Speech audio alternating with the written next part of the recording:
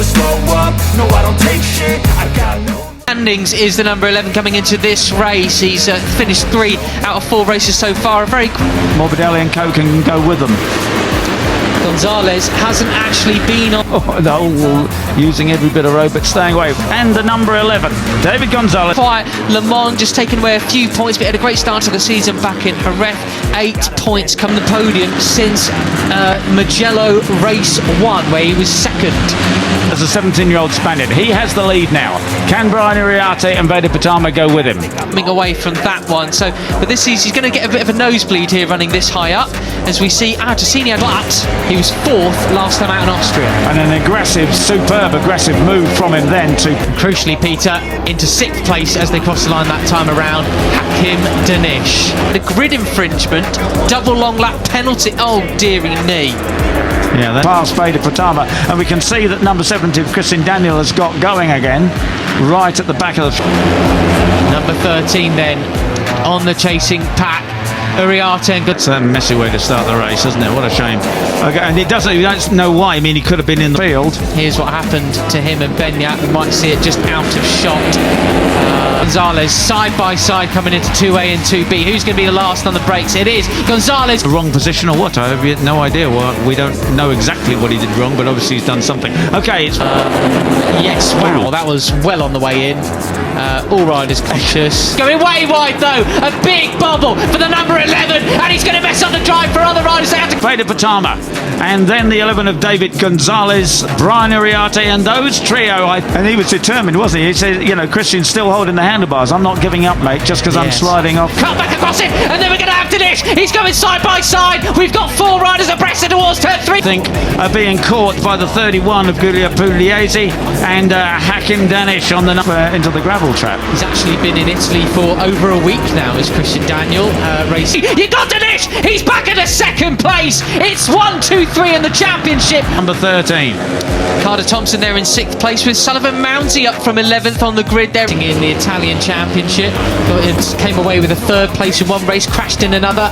1, 2, 3 in the race, and it all changes in the blink of an eye, as we see, unfortunately, in 7th as well, just off the back of this group. So we're really seeing it properly strung out, Peter. This is absolute.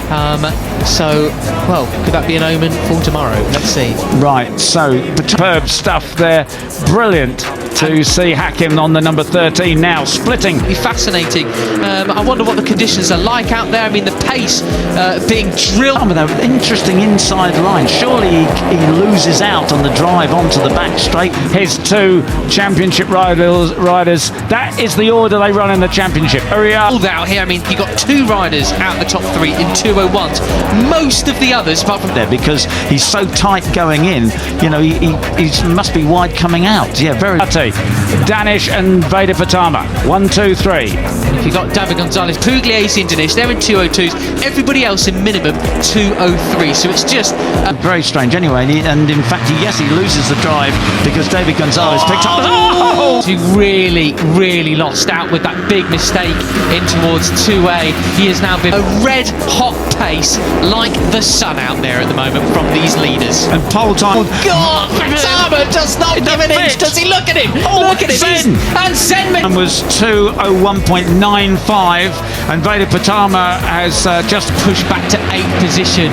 So it's actually 1, 2, 3 in the championship, and the 5th rider, Tani's in 2nd place now. Where did he come from? Out of the slipstream. What a brilliant move. On a 2:02, yeah, 2:02.0. So he's almost on his pole time. David Gonzalez in the championship. Benyat Fernandez into 4th place in the race, just behind him, all the way from absolutely fantastic. And Pitama straight up the inside again of Gonzalez. Gonzalez is underneath the pole time at 2:01.71. Well, this is absolutely near enough the back row of the grid. What a ride this is from Benyat. Absolutely super. He is tenacious. That's right, and these lot are mucking each other around now and giving a breathing stage for Iriarte. But fascinating then, and you see Mitani and Ramadipa having their own little battle back in 8th. And a great run from Hakim Danish as well. You know, Hakim, you know, he starts Zen Mitani. Where did that come from? Absolutely superb. Absolute cracker that was. As we see it 9th on our timing screen, so it's a swap over from there.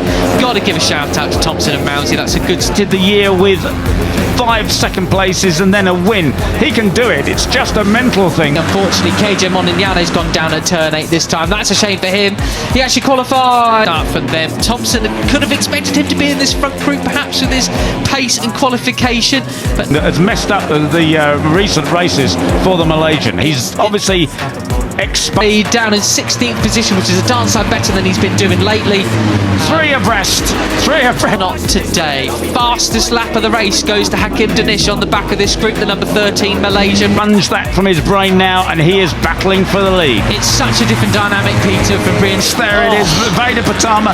Look Gonzalez. who's just behind him. Hakim Danish round the outside of Vader there, doing very, very well indeed. Our championship leader, 4 second places so far this year. This is where the Predator and the Prey, you know, they were chasing him all the time throughout the season. Vader Patama, Danish arrives on scene to try and stake his claim. He took his first Rookies Cup victory last year. Oh, as he nearly gets wiped out there, but now he's on the back foot again.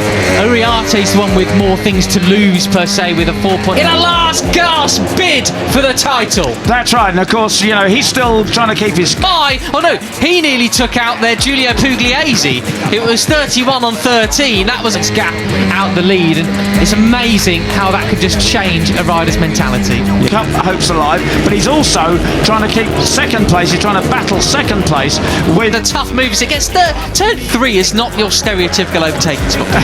No, it isn't. Yeah, absolutely. You know, Uriarte is very strong mentally, and he with Vader Patama. Yeah, some international pride there at stake between Malaysia and Indonesia. But meanwhile, I was interested. I was watching Brian Uriarte there as he tries to hang on to Vader Patama. You see, he actually had the better line than Vader through there. He got the drive out of it.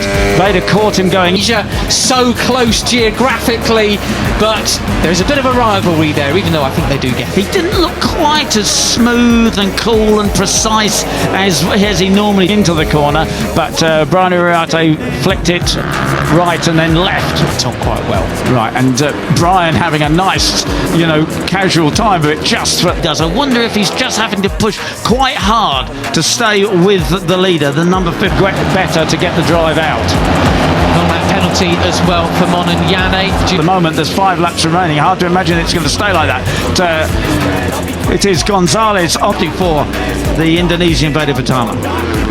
Patama taking such a ultra exceeding track limits. He's down in 20th at the moment, fighting with Plonk, who also had a long lap penalty. Agustin, the number 11, who has second place, but only just from Zen Mitani. There comes all 5 of them doing completely different lines there through the reverse course. You're right there, and you're absolutely right. Inelli is just ahead of them. He's done his long lap penalty as well. Oh, and Brian